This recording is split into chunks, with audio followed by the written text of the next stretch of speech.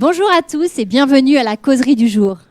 Bienvenue aux promotions qui sont présentes donc dans les locaux de CESI Nanterre et ceux qui nous regardent via le live depuis quelques années déjà. Nous vous proposons donc de suivre les causeries CESI chaque semaine, tous les mardis de 13h à 14h, de fin octobre à fin avril. Cette année, la 10e saison, vous pouvez le constater, ça fait un bout de temps. Et donc, ça démontre que ça marche, que c'est intéressant, que les gens sont intéressés par les causeries CESI. C'est des conférences, comme je vous le disais, mais des conférences sur des thématiques vraiment différentes. Ce n'est pas un cours pour les apprenants qui nous suivent, c'est vraiment une opportunité pour enrichir votre culture générale, de pouvoir avoir un discours adapté à toute situation, à tout interlocuteur. Et puis, même si c'est des sujets qui, après, ne vous intéresseront pas après, mais ça vous permet d'avoir les bases. On a la chance d'avoir des experts dans plein de domaines, les sciences humaines, techniques, les méthodologies, tous les enjeux du 21e siècle et de la culture générale avec de l'art, comme peut-être certains ont pu voir certaines causeries sur le sujet, de l'économie, l'environnement. Évidemment, on est là en tant qu'école pour vous apporter aussi ces outils-là. Mais ça s'adresse également à vos tuteurs, à nos partenaires, les institutionnels, tous vos réseaux personnels et personnels. N'hésitez pas à transférer, diffuser ce programme des causeries 2023-2024.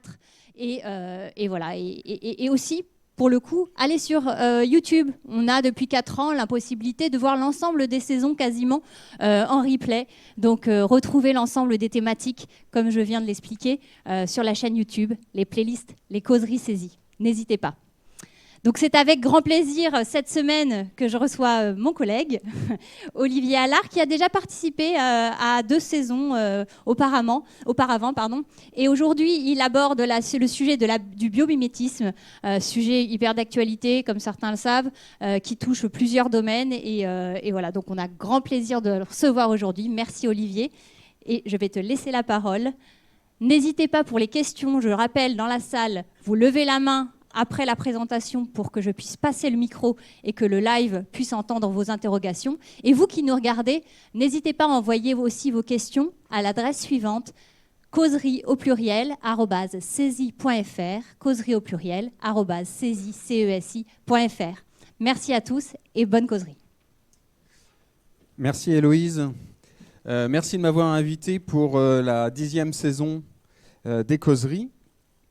Et donc, voilà, le slogan des causeries, la curiosité est source de richesse. Et donc, ce qu'on va discuter aujourd'hui, c'est effectivement que on peut aussi s'intéresser, être curieux vis-à-vis du vivant, de la biosphère, et de voir quelle richesse cela peut nous apporter. Alors, je suis Olivier Allard, je suis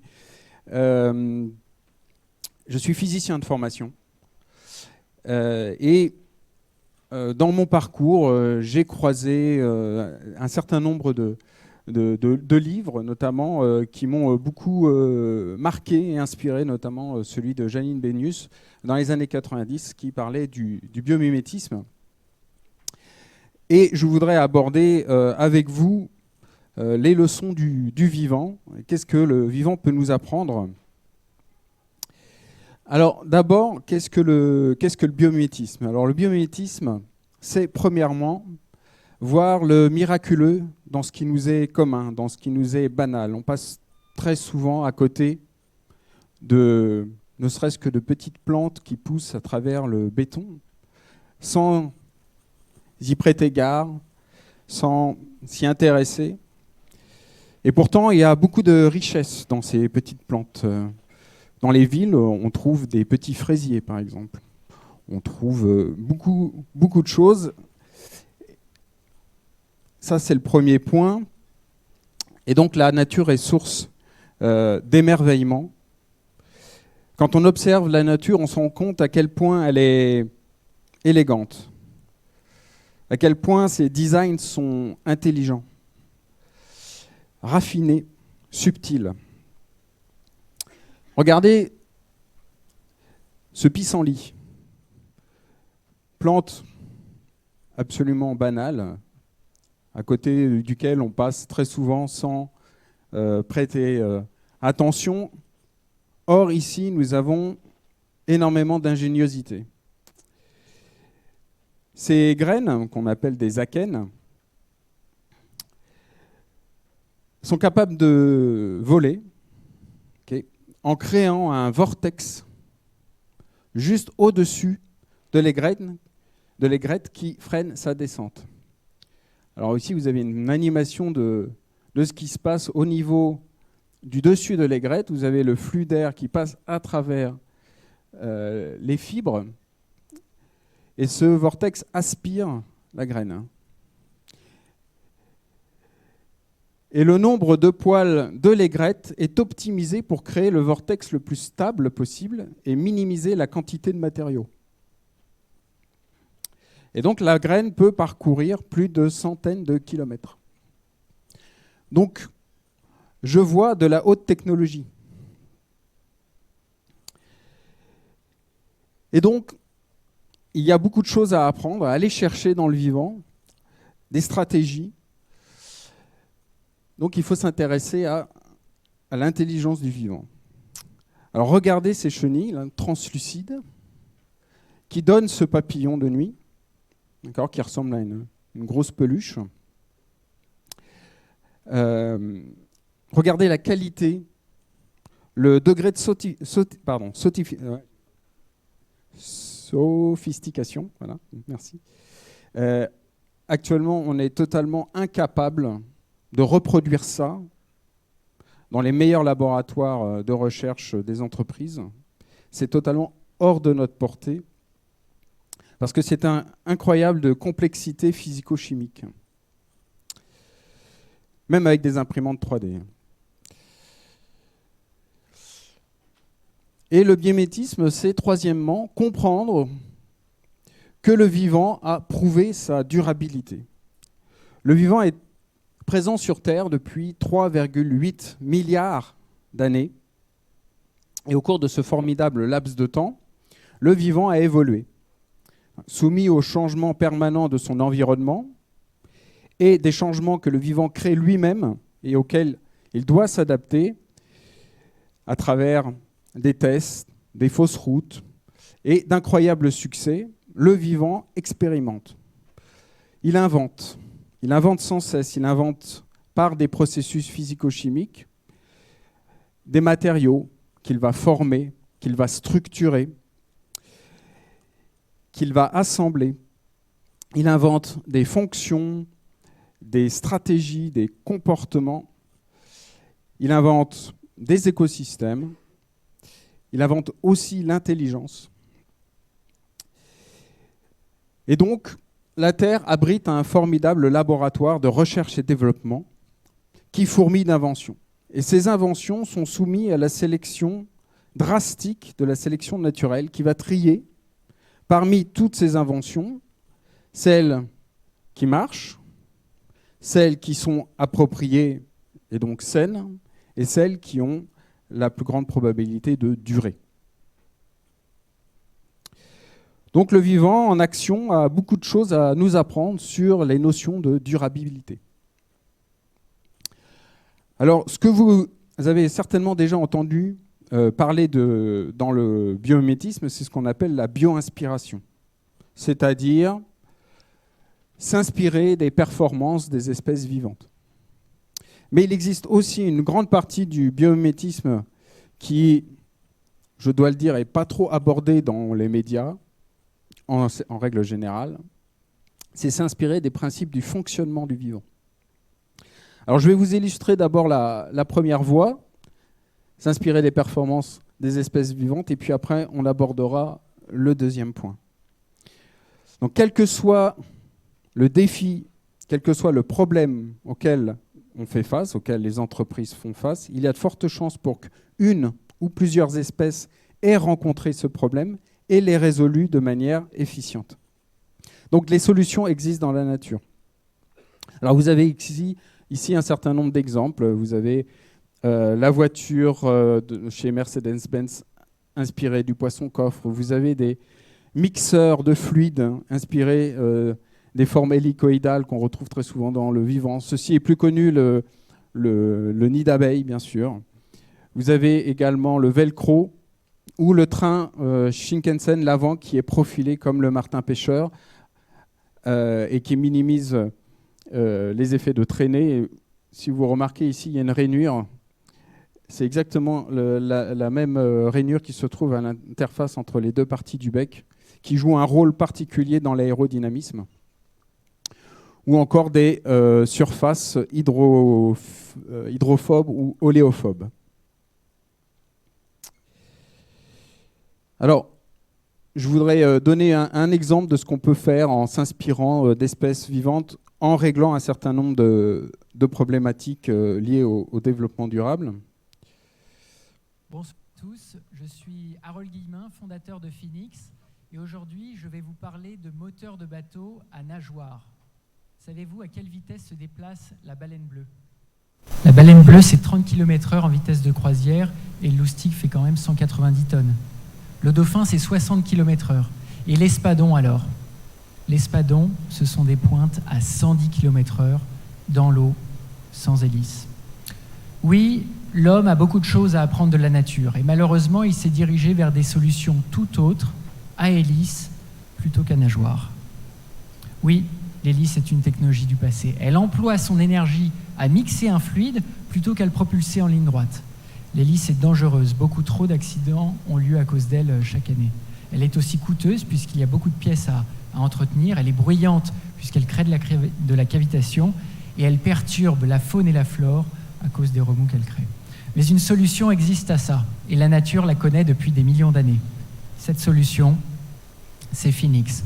Une membrane en forme de disque qui ondule comme une nageoire de poisson et qui permet jusqu'à 30% d'économie d'énergie. Cette technologie biomimétique est complètement safe, il n'y a pas d'hélice, et en plus hyper réactive comme un poisson dans l'eau. Cette technologie est aussi silencieuse puisqu'elle cavite très peu. Et en plus, elle a un entretien réduit puisqu'il n'y a pas de vilebrequin, d'axe ou de réducteur. C'est une technologie brevetée issue des pompes industrielles Wavera et des pompes cardiaques CoreWave. Et nous avons une licence sur cette technologie pour la développer dans la propulsion nautique. Alors, notre premier produit, c'est celui-ci. Un moteur de bateau, 5 chevaux, 100% électrique, facile à entretenir, complètement safe. Nous sommes en train de l'optimiser à Centrale Supélec et nous allons proposer nous allons faire en courant novembre des premiers essais sur l'eau sur la Seine pour le présenter au Nautique de Paris en décembre. Nous enregistrons déjà d'ailleurs des précommandes sur ce moteur. Alors voilà, donc ça c'est un exemple. Donc s'inspirer du mouvement de certains animaux marins. La méduse par exemple se déplace comme ça. Donc comme il le dit, il a pris des brevets qui existaient avant, donc il y a d'autres personnes avant lui, ingénieurs, qui se sont inspirés des principes de déplacement des animaux pour supprimer l'idée de l'hélice, mais il l'avait aussi utilisé pour faire des pompes cardiaques, notamment parce qu'il n'y a pas de problème de cisaillement avec ce type de produit, et donc vous pouvez régler le problème de pompage de fluides sensibles, comme le sang, par exemple.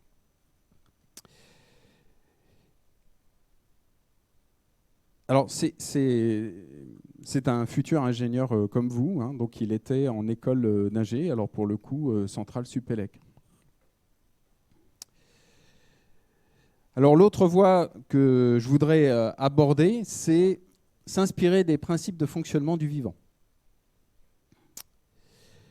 Comme le dit Janine Bénus, il faut apprendre de la nature, l'apprendre comme modèle, comme mesure et comme guide. Le biomimétisme est une nouvelle manière de considérer et d'apprécier la nature. Il introduit une ère fondée non pas sur ce que nous pouvons extraire du monde naturel, mais sur ce que l'on peut apprendre de lui. Donc c'est un changement de paradigme, c'est un changement de vision qui s'écarte fortement de l'esprit des Lumières, et en particulier l'esprit cartésien, donc René Descartes, qui écrivait en son temps que l'homme doit être maître et possesseur de la nature. Là, il faut prendre une position, c'est ce que prône le biomimétisme, une position plus humble, et devenir élève de la nature, nous tourner vers nos aînés. Nos aînés, ce sont les millions d'espèces qui sont présentes sur Terre depuis des centaines de millions d'années et qui, par définition, ont appris à vivre sur Terre et à durer. Nous sommes une très jeune espèce. Nous avons 200 000 ans d'existence et notre cerveau cognitif évolué, c'est encore plus récent. Donc finalement, on est vraiment une très très jeune espèce et en tant que telle, on fait des bêtises. Et donc, on peut se retourner vers ces autres espèces pour apprendre à vivre sur Terre.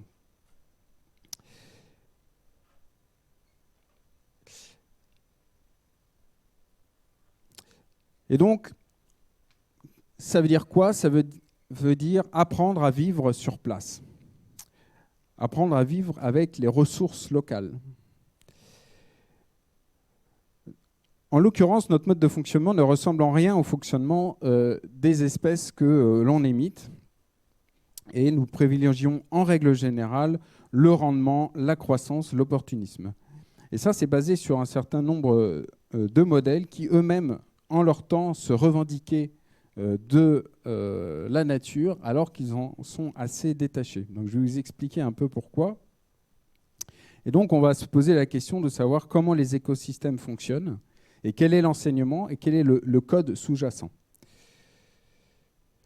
Alors, voici un exemple d'écosystème. C'est un écosystème de type 1. Les écosystèmes de type 1 sont, par exemple, les prairies.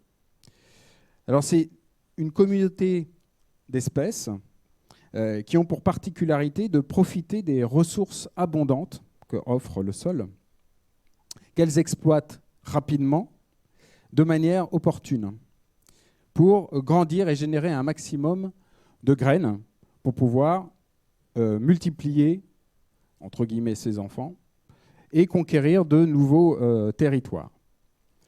Alors, une telle stratégie de croissance rapide vise donc à augmenter la population et à maximiser la production avant de migrer ailleurs. Alors, je ne sais pas si c'est des types de modèles qui vous parlent. Et donc la chaîne alimentaire, elle est très linéaire. Il y a très peu de biodiversité. La taille des espèces est petite. Le développement est rapide avec une stratégie de colonisation. Il y a très très peu de coopération au sein des espèces. Et c'est un système illimité et ouvert. Et alors ce système-là, qui a peu de recyclage, peu d'efficacité véritable, peu de régulation également, c'est un comportement de pionnier. D'accord ? Ces systèmes sont peu résilients et sont très rapidement remplacés. Et on a trop tendance à copier ce système-là. Par exemple, en agriculture. Et on voit actuellement dans l'actualité que c'est un des problèmes. Ce n'est pas le seul, mais c'est un des problèmes actuels. Donc ici, vous avez très peu de diversité. Donc ça veut dire que si vous avez une espèce de ravageur qui vient là-dessus, il n'y a strictement rien pour l'arrêter. Et donc, le ravageur va faire tout le champ. Vous n'avez pas d'autres espèces qui viendraient bloquer la propagation. Donc on voit dans ce type de champ qu'on a fait le maximum pour n'avoir qu'une seule espèce. Donc là, on est très éloigné d'un fonctionnement naturel d'un écosystème. Or, le fonctionnement naturel, c'est celui de l'écosystème. Donc on est sans cesse en train d'essayer de contrer ce que la nature fait naturellement pour obtenir ce que nous voulons. Et ça, c'est un modèle qui se réplique à peu près partout avec des dérives assez hallucinantes. Donc ici, vous avez des champs d'eucalyptus. Donc ça n'est pas du tout une forêt. C'est un champ de monoculture d'eucalyptus. Et vous savez à quoi sert ces arbres, pourquoi ils sont cultivés.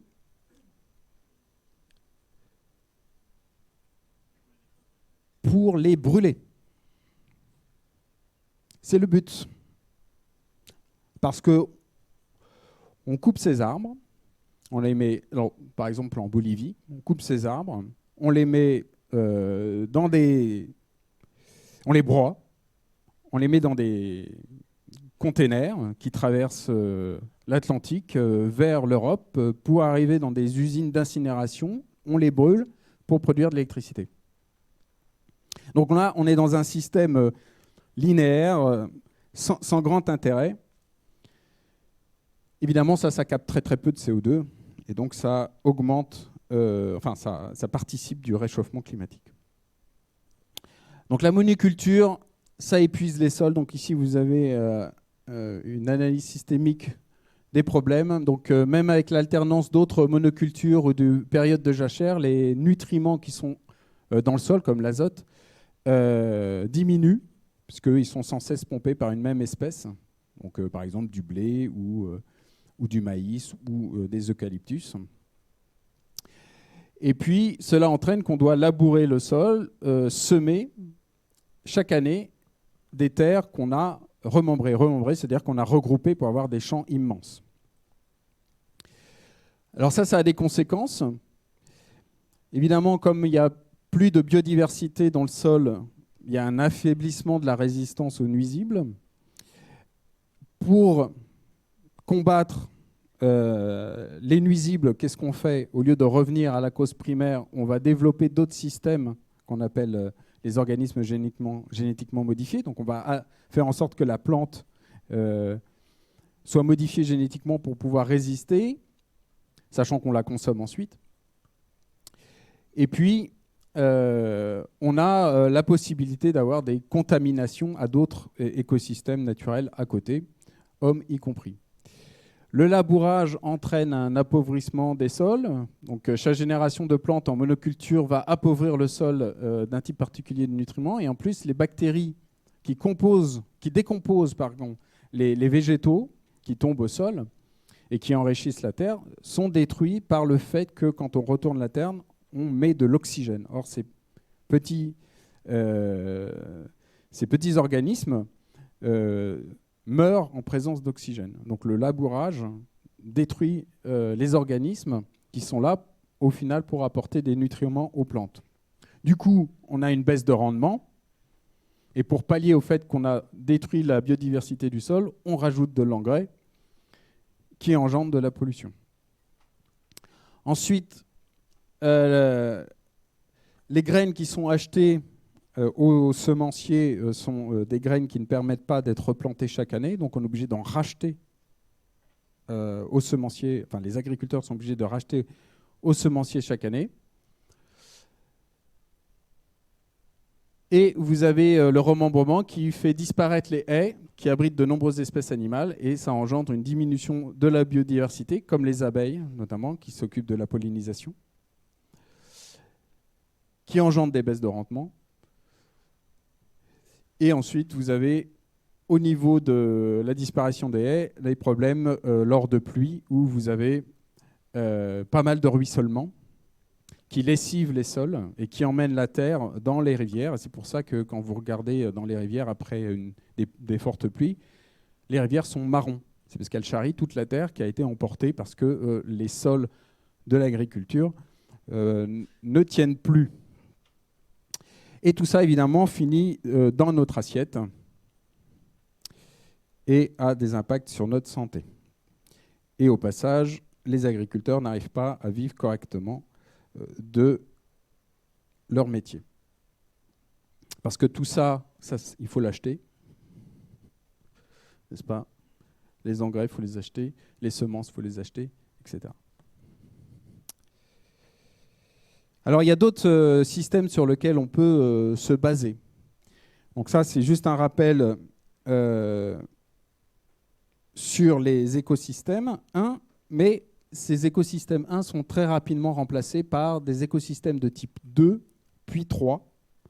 Alors, les écosystèmes de type 2 sont des landes arbustives Donc c'est des petits arbustes qui vont rapidement gagner la compétition vis-à-vis du soleil. Okay, donc elles sont plus grandes, donc elles font de l'ombre et les herbes derrière poussent moins bien. Okay. Et petit à petit, les arbustes poussent et puis laissent la place petit à petit à une forêt. Alors quand j'entends forêt, c'est-à-dire une forêt de type primaire, non gérée par l'homme avec un type de monoculture. Alors comment sont ces écosystèmes ? Alors la chaîne alimentaire, elle est ramifiée, elle fonctionne en réseau, il y a une forte diversité au niveau des fonctions, au niveau des formes, au niveau des espèces. On a la taille des espèces sont en règle générale grande, le développement est contrôlé, il y a beaucoup de coopération et de synergie, et c'est un système en grande partie fermé avec simplement un entrant plusieurs entrants, qui est l'énergie solaire et le CO2. Et le CO2 est stocké. D'accord ? Donc les forêts aident à lutter contre le réchauffement climatique via la séquestration du CO2 dans l'air. Alors, quand je dis que ça fonctionne en réseau, c'est-à-dire qu'il ne faut pas voir une forêt comme étant des arbres, les uns à côté des autres, indépendants. En fait, il y a tout un réseau caché, à la fois dans le sol, où vous avez de l'entraide entre les grands arbres et les jeunes pousses à travers le mycélium des champignons. Donc vous avez ici des relations gagnantes-gagnantes entre... Alors les champignons, c'est la partie émergée de ce qu'on appelle le champignon en lui-même. Donc on a tendance à appeler ça le champignon, mais ce n'est que le fruit. Hein, la majorité de la masse du champignon se trouve dans le sol par des ramifications de mycélium qui interpénètrent les racines de tous les arbres et forment un réseau entre tous les arbres. Et vous avez des nutriments qui sont envoyés à travers ce réseau, notamment des grands arbres vers les jeunes pousses. Okay, donc il y a une entraide des grands arbres pour faire en sorte que les petits poussent bien, parce qu'ils n'ont pas autant accès à la lumière que les grands.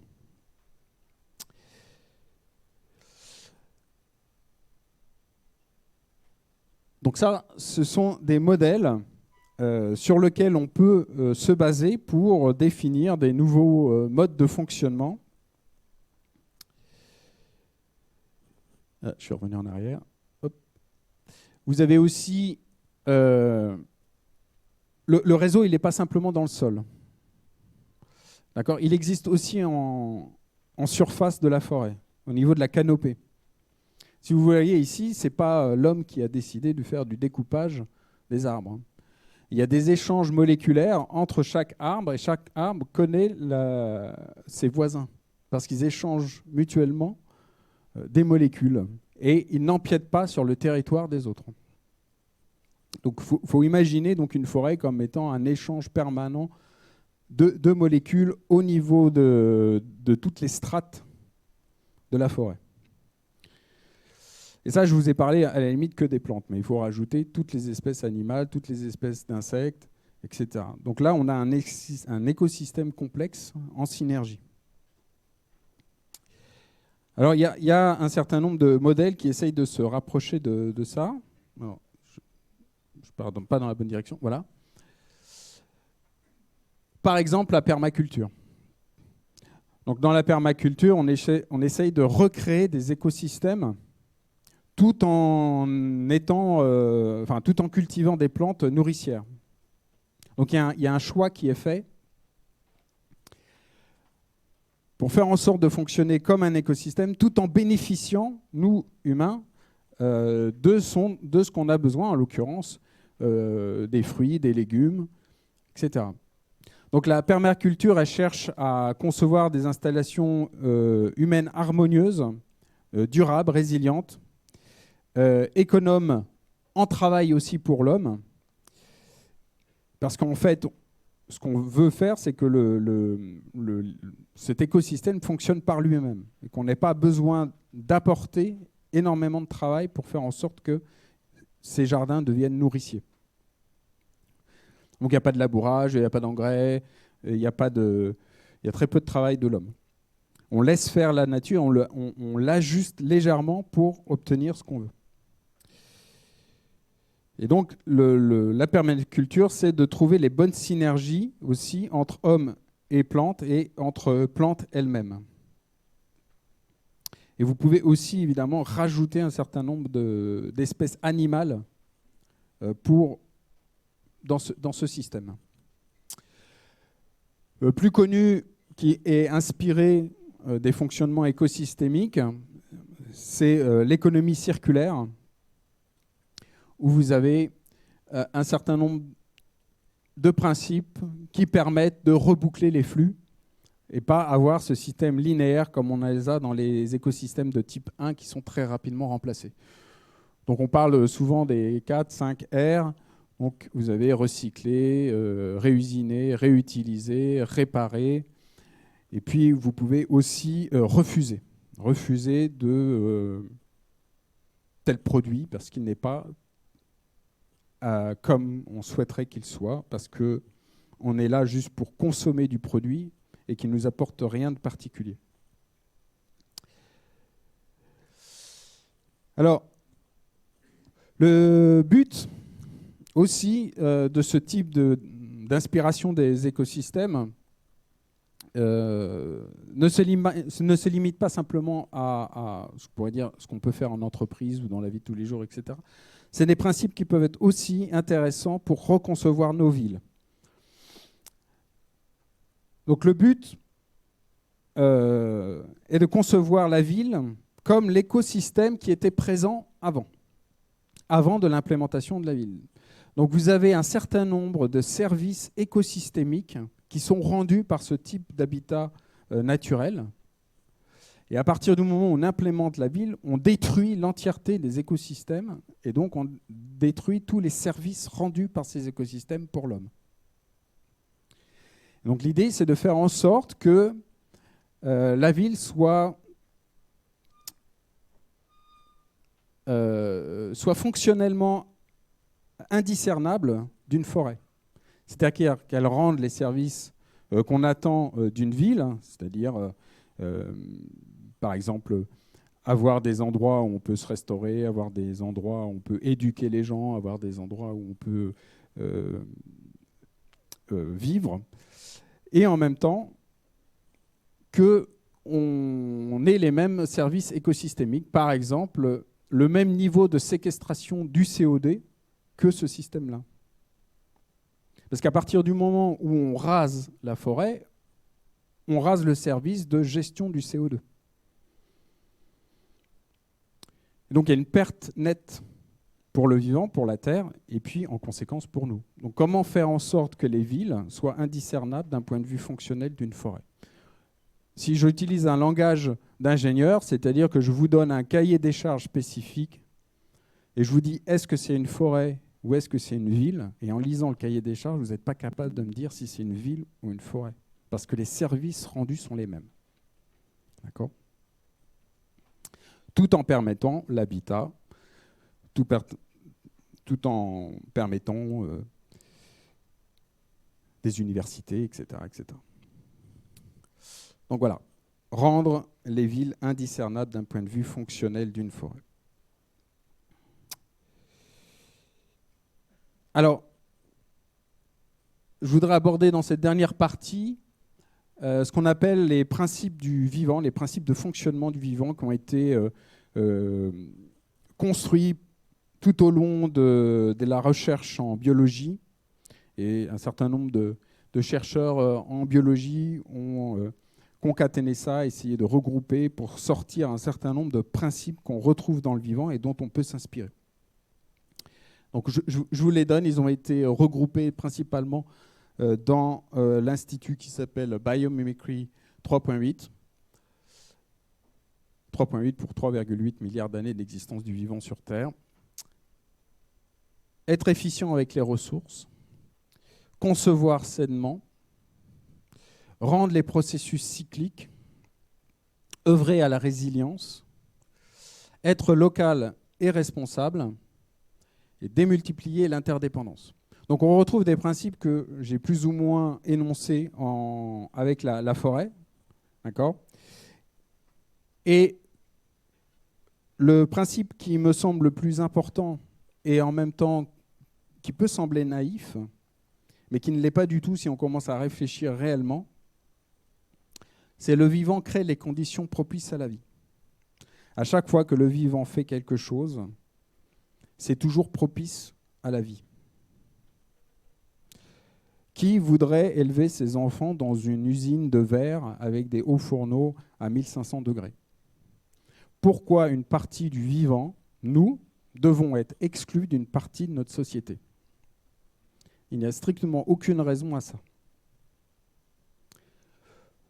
C'est simplement nos choix de fabrication qui ont décidé qu'on excluait le vivant de certaines zones de la Terre où il est apparu.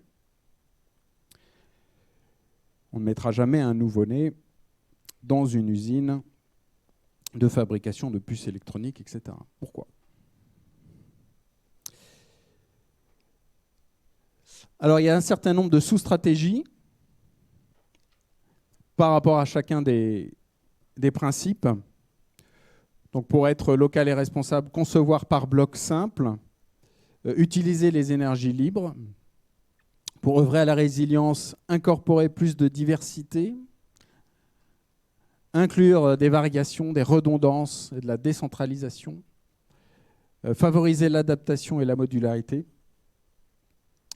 Pour rendre les processus cycliques, on a des systèmes de pollinisation et mutation, utiliser des boucles de rétroaction pour le contrôle, démultiplier l'interdépendance, privilégier les coopérations et l'auto-organisation. Pour concevoir sainement, utiliser la chimie verte, utiliser les matériaux non toxiques et utiliser l'auto-assemblage. En étant efficient avec les ressources, en adaptant la forme à la fonction, concevoir de manière multifonctionnelle et recycler tous les matériaux. Alors ça fait beaucoup de principes. Évidemment, je ne vais pas tous vous les détailler. Je vais juste me concentrer sur un en particulier, qui est l'efficience avec les ressources. Vous savez que le système Terre est fini et borné, ce qui implique que les ressources sont limitées.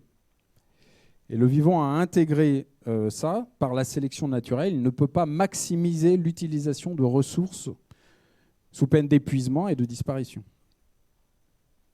Alors donc les stratégies qu'il a mises en place, c'est donc adapter la forme à la fonction, concevoir de manière multifonctionnelle et recycler presque tous les matériaux. Alors quand je dis adapter la forme à la fonction, qu'est-ce que ça veut dire ? Ça veut dire que la structure confère la fonction. Quand vous structurez des matériaux, vous obtenez de nouvelles propriétés que le matériau en lui-même n'a pas. Par exemple, ici vous avez deux magnifiques scarabées, Chrysina origan et Chrysina limbata, qui arborent des couleurs de type argenté et de type doré. Dans ces deux scarabées-là, dans l'exosquelette, il n'y a pas de pigment, zéro pigment. La couleur n'est pas obtenue par pigmentation, donc pas obtenue par ajout de produits chimiques qui peuvent être dangereux pour l'environnement. La couleur, elle est obtenue en structurant la matière. Et donc, en structurant la matière, on obtient de nouvelles propriétés, des propriétés optiques. Et en l'occurrence, c'est une structure en multicouches. Vous avez tous fait l'expérience des bulles de savon. Dans les bulles de savon, vous avez des effets d'arc-en-ciel. D'accord ? Bon. Vous avez une couche d'eau avec du savon, et puis deux interfaces d'air. Si vous multipliez le nombre de couches, vous allez avoir un processus d'interférence avec la lumière blanche qui arrive, qui va sélectionner les longueurs d'onde qui sont réfléchies. Et donc, suivant l'épaisseur des couches de votre bulle, en admettant que vous arrivez à mettre des bulles les unes dans les autres, vous allez pouvoir sélectionner si ça réfléchit plutôt du rouge ou plutôt du bleu ou intermédiaire. Et donc, ces petits scarabées-là, ils jouent avec l'épaisseur des couches et un petit peu avec l'indice en rajoutant un petit peu d'eau, la concentration en eau qui varie. Et donc, vous avez des indices différents et donc vous avez des effets d'interférence différents. Mais on retrouve ces principes de jouer avec la structure très souvent dans le vivant. Ici, vous avez un certain nombre d'exemples. Et par exemple, Renault s'est inspiré de ce type de propriété. Il a recouvert l'arrière de son prototype de voiture Peugeot avec un tissu qui est structuré en forme d'écailles de requin, qui ressemble un peu à de la tôle ondulée. Or, les requins sont d'excellents nageurs et ils minimisent les effets de traînée et de tourbillon à la surface de leur peau grâce à ces rainures. Or, vous savez que pour une voiture, les effets de traînée sont principalement dus au tourbillon qui se crée à l'arrière de la voiture. Et donc, en rajoutant ce tissu à la surface, structuré comme les écailles de poisson, ils ont minimisé les effets de traînée, ce qui permet de diminuer la consommation de carburant de la voiture. Autre exemple, toujours inspiré de la peau de requin. Je ne sais pas si vous avez déjà fait cette observation, si vous vous amusez à regarder des reportages sur les cétacés et sur les requins, etc. Il y a une grosse différence entre la peau de baleine et la peau de requin. Sur la peau de baleine, on observe très souvent des petites algues qui s'accrochent ou des crustacés. Jamais sur la peau de requin. En fait, cette structure empêche ces organismes de se coller dessus. Donc il y a des chercheurs qui se sont dit, OK, si des structures millimétriques empêchent des organismes de quelques centimètres de s'accrocher, est-ce que si je réduis la taille considérablement de mes structures, j'empêche des micro-organismes de s'accrocher? Alors, ils ont créé des surfaces, vous voyez, structurées comme la peau de requin, et ils les ont soumis pendant 2 semaines, ils les ont exposés à des bactéries. Donc, une surface témoin plane et une surface structurée. Et au bout de 2 semaines, ce qu'ils ont observé, c'est que sur la face plane, il y a un microfilm de bactéries qui s'est développé et que sur la surface microstructurée, il n'y a quasiment rien qui s'est... Et donc, on obtient une propriété antibactérienne sans rajout d'antibiotiques, sans rajout de désinfectants, etc. Et donc, on peut recouvrir des surfaces au niveau des hôpitaux ou même dans le quotidien pour nos enfants en rajoutant des structures microstructurées dessus pour lutter contre les bactéries. Et vous savez qu'on a d'énormes problèmes avec les antibiotiques puisque énormément de bactéries deviennent résistantes aux bactéries, aux antibiotiques. Et parfois, pour certaines bactéries, on est obligé de donner 5 antibiotiques différents pour réussir à voir qu'est-ce qui peut marcher. Donc la stratégie d'utiliser des antibiotiques qui, au final, se retrouvent aussi dans nos rivières n'est pas la bonne stratégie.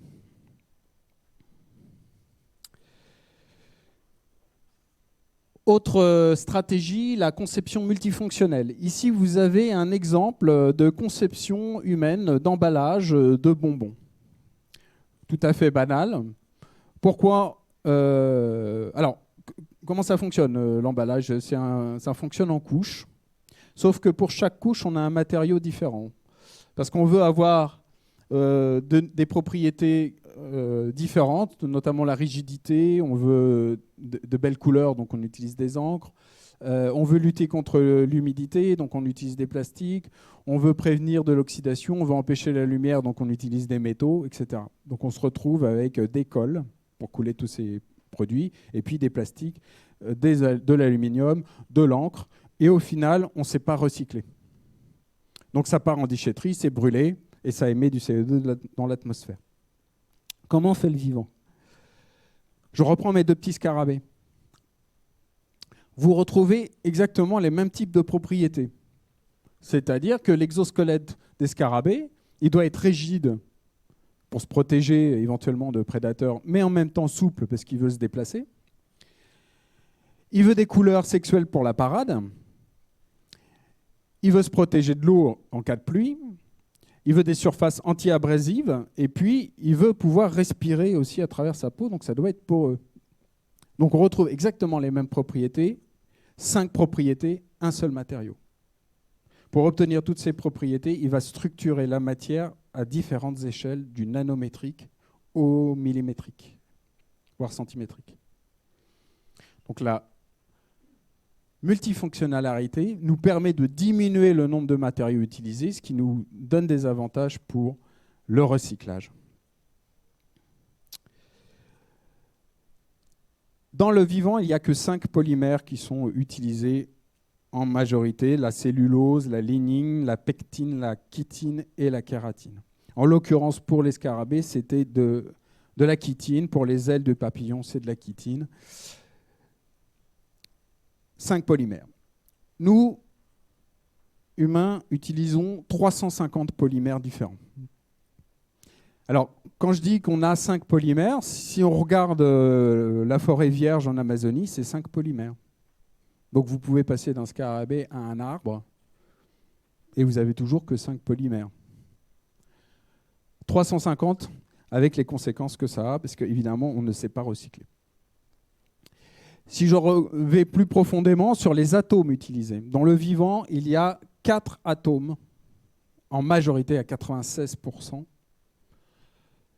Carbone, azote, oxygène, hydrogène. Pardon. Et sous forme de traces, ceux qui sont marqués en orange. Donc voilà, on a des ions, on a les ions potassium, calcium, sodium, magnésium. On a un peu de métaux sous forme de traces, notamment dans les systèmes enzymatiques. Et puis du silicium, du phosphore, du soufre, du chlore. Nous, dans l'industrie, à chaque fois qu'on veut avoir une propriété, qu'on veut avoir un mécanisme, on va chercher un nouvel atome dans la table périodique des éléments. Et la conséquence, c'est que derrière, vous l'avez compris, on ne sait plus quoi en faire. Donc on a des déchetteries remplies de matériel électronique. Donc ce sont des sources de matières premières qui sont inutilisables. Alors, dans le peu de temps qui me reste, je voudrais faire une comparaison sur la manière dont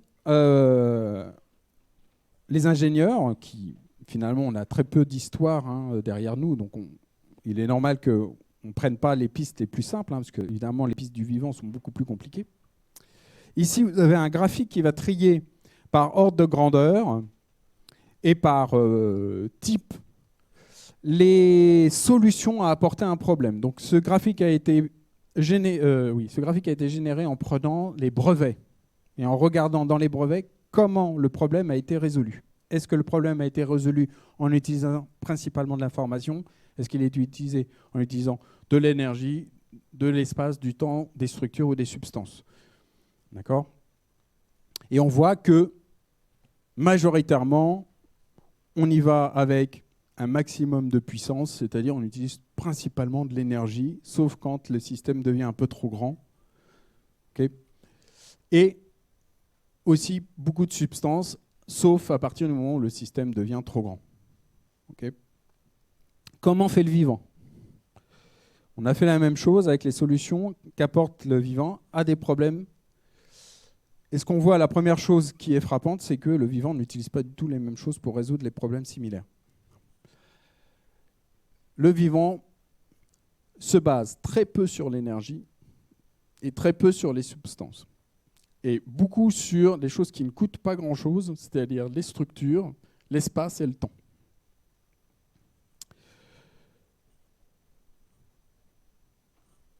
Donc on a encore pas mal de choses à apprendre. Et puis bon, le dernier, j'en ai beaucoup parlé, et donc je ne vais pas développer plus que ça. On aurait beaucoup de choses à dire, effectivement, sur toutes les stratégies qui existent, parce qu'on n'a vu que celle-là.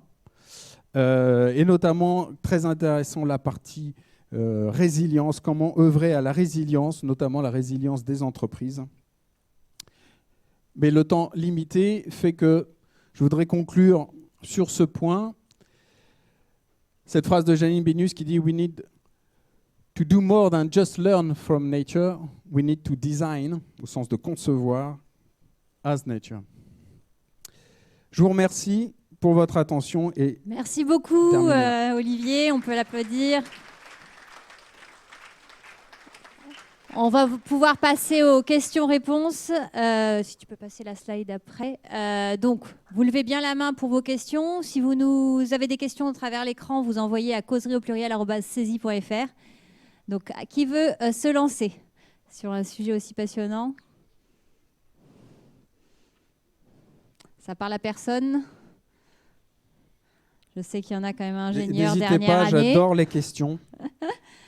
Je suis sûr qu'il y en a quelques-uns qui traînent dans la tête. aussi, MPQSE, je Françoise. sais. Non, peut-être.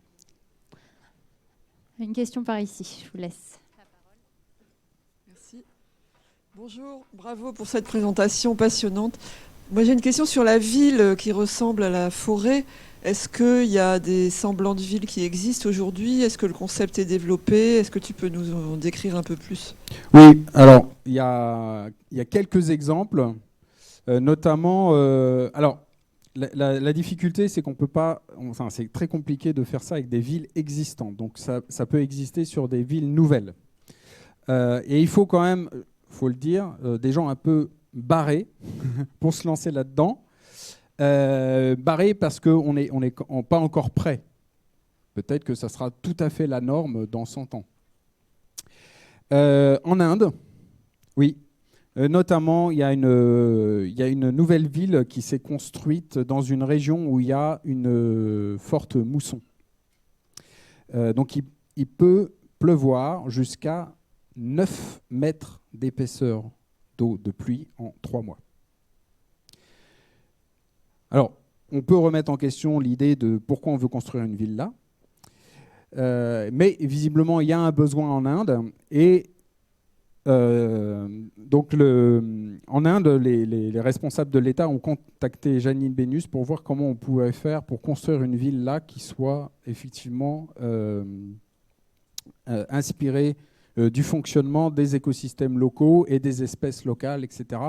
Et un des points qui a été observé, c'est que alors c'est pentu, hein, en fait.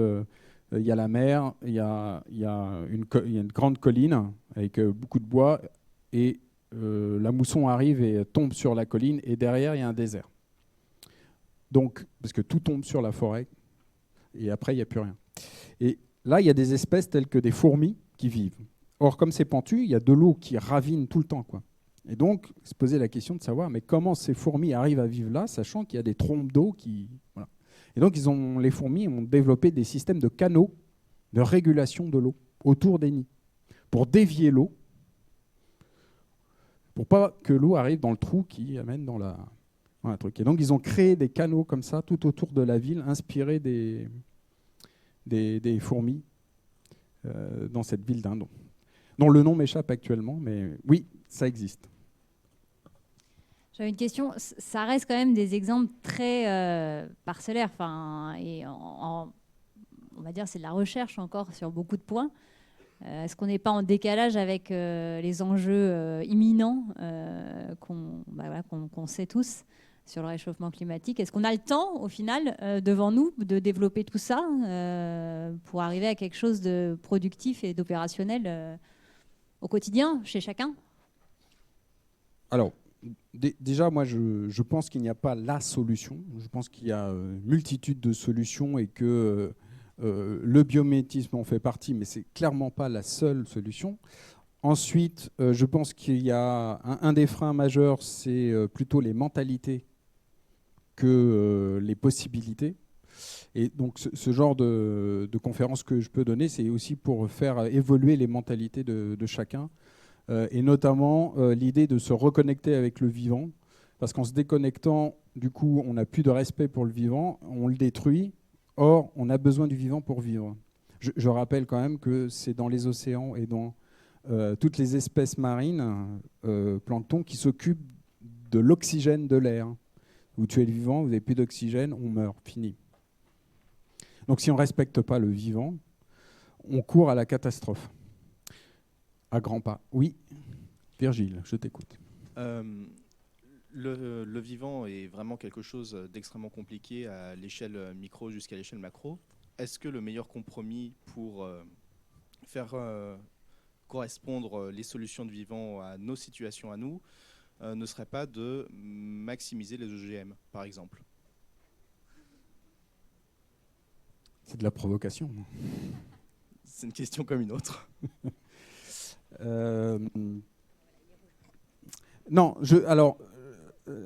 moi j'ai un problème avec les OGM parce que ça transgresse la barrière des espèces. Donc en gros, on joue à Dieu, si on y croit. Donc je pense qu'il ne faut pas trop altérer le vivant. Ça, c'est une première chose. Deuxième chose, ça n'attaque pas le problème, enfin ça met un pansement. D'accord ? Ça ne s'attaque pas à la cause primaire du problème. Donc c'est une solution palliative qui vaut ce qu'elle vaut, mais qui ne va pas très loin. Et c'était quoi la première partie de ta question ? Non, c'est vraiment dans le sens, par exemple, pour les problèmes sur la sécurité alimentaire, utiliser le vivant pour la bioluminescence, ce genre de choses. Donc finalement faire des économies sur l'énergie et pouvoir nourrir un maximum de monde tout en profitant des solutions naturelles qu'apportent les plantes pour pouvoir se développer de la manière la plus productive possible. Je pense notamment à certains types de maïs qui poussent en Amérique du Sud qui sont capables de produire leurs propres engrais azotés. C'est des solutions qu'on pourrait transférer d'une plante à une autre pour finalement diminuer la nécessité d'additifs chimiques. Alors, pour reprendre les points que tu donnes, les céréales ne produisent pas par eux-mêmes l'azote. Ok. Donc ce que tu dis, c'est puisque ces plantes ne produisent pas l'azote, on va modifier ces plantes pour qu'elles puissent aller chercher par eux-mêmes l'azote. En fait, c'est ça. Donc c'est de l'eugénisme. On est d'accord ? Ok. Donc après, pourquoi te limiter aux plantes ? À la limite, tu peux aussi décider que certains enfants qui ont les yeux marrons, c'est pas acceptable. Moi, je préfère qu'ils soient bleus, donc on va génétiquement modifier. Voilà. Pourquoi se limiter finalement, puisque tu t'attaques au vivant. Donc il y a une dérive dans ce principe-là qui me gêne. Ensuite, le vivant est aussi parfaitement adapté à ce type de situation, sauf qu'on ne l'a pas compris, donc on commence à le comprendre. Les plantes ne vivent pas de manière individuelle. En l'occurrence, les céréales qui ne sont pas capables de produire l'azote s'associent systématiquement avec des légumineuses qui, elles, sont capables de faire de l'azote. Donc à partir du moment où on fait de la monoculture et qu'on dit « je veux que du blé » et je vais éradiquer toutes les légumineuses, par exemple du trèfle, tout simplement, en fait, je crée le problème. Et derrière, je vais essayer de trouver une solution au problème que j'ai moi-même créé. Et c'est une dérive qui va évidemment jamais s'arrêter, puisque tu vas créer un nouveau problème. Tu vas apporter une nouvelle solution qui va créer de nouveaux problèmes, auxquels tu vas, etc. Et c'est une course sans fin. Tant que tu t'attaques pas à la cause primaire, c'est-à-dire revoir le mode de pensée, revoir la façon dont on fait de l'agriculture, ne pas faire contre le vivant, mais avec le vivant, et donc comprendre comment il fonctionne, alors à ce moment-là, tu n'y arriveras pas. On va devoir conclure sur cette question. Merci beaucoup, Olivier, encore pour ta prestation. On peut le remercier une nouvelle fois. Merci à vous qui nous avez suivis. Si vous avez des questions supplémentaires, comme je le disais, envoyez à causerie@cesi.fr. Vous avez la possibilité de nous rejoindre la semaine prochaine sur l'intelligence artificielle va-t-elle tuer le journalisme. Donc là, c'est hyper intéressant encore. Donc, s'il vous plaît, voilà, donc n'hésitez pas à diffuser l'information. Vous qui nous suivez, avec grand plaisir, la semaine prochaine, on vous retrouvera. Et puis, très bon après-midi. Et n'hésitez pas à aller sur le replay Les Causeries Saisies sur YouTube. Merci à tous.